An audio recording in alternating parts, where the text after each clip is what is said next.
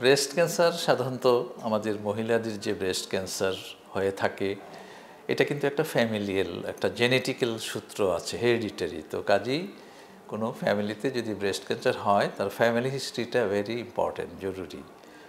যেমন মা, খালা বা নানি কারো এরকম হলে এটা বংশ পরম্পরায় এটা হওয়ার ঝুঁকিটা বেশি। কাজেই ব্রেস্ট ক্যান্সার রোগীদের ক্ষেত্রে খুবই আর্লি যদি ডিটেকশন হয় এবং সব কিছু পরীক্ষা নিরীক্ষার মাধ্যমে যদি এটা ক্যান্সার ধরা পড়ে, স্টেজিং করে, তারপরে চিকিৎসা পদ্ধতিতে surgery very important role play করে। এখনকার সার্জারির মধ্যে শুধু টিউমার কেটে ফেলে দিয়েও সার্জারি করা যায়, আবার সম্পূর্ণ ব্রেস্টও কেটে দেওয়া হয়। সেটা ডিপেন্ড করে রোগের স্টেজ এবং বয়স এবং অন্যান্য পার্শ্ব কোনো সমস্যা আছে কিনা সেইগুলো দেখে। তাই আগে শনাক্ত হলো, তারপরে ডিজিজটা স্টেজ নির্ধারণ বা নিরূপণ করা হলো, তারপরে চিকিৎসা পদ্ধতি আসা। চিকিৎসা পদ্ধতি শেষ হলেও ব্রেস্ট ক্যান্সার যদি ফ্যামিলিয়াল হিস্ট্রি থাকে তাহলে এটা ঝুঁকির মধ্যে থাকে। তারপরে আরও কিছু পরীক্ষা নিরীক্ষা থাকলে অনেক সময়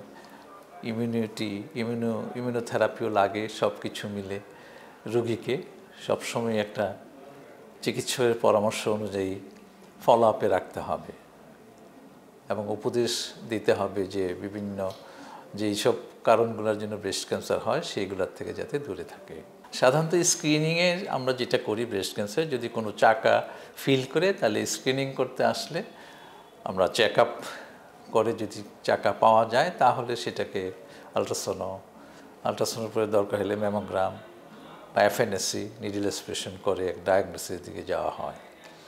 আর যদি কোনো সমস্যা না থাকে তাহলে তাকে উপদেশ দেওয়া হয় যে আপনি এভরি 6 মান্থ অথবা আপনি চেক আপে যদি কোনো ফিল করেন সাথে সাথে চলে আসবেন, অথবা এসবি সেলফ ব্রেস্ট এক্সামিনেশন একটা টেকনিক রয়েছে।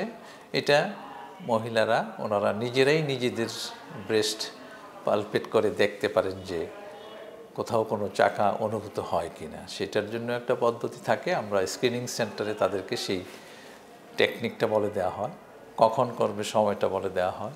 কাজে এটাও একটা গুরুত্বপূর্ণ প্রোগ্রাম বা স্ক্রিনিং যার মাধ্যমে ক্যান্সার আর্লি ডিটেকশন হয়। কাজেই ব্রেস্ট ক্যান্সারের প্রতিও যাতে সচেতনতা ডেভেলপ করে আমাদের মহিলাদের, তাদেরকে জানানো উচিত এই মেসেজগুলো।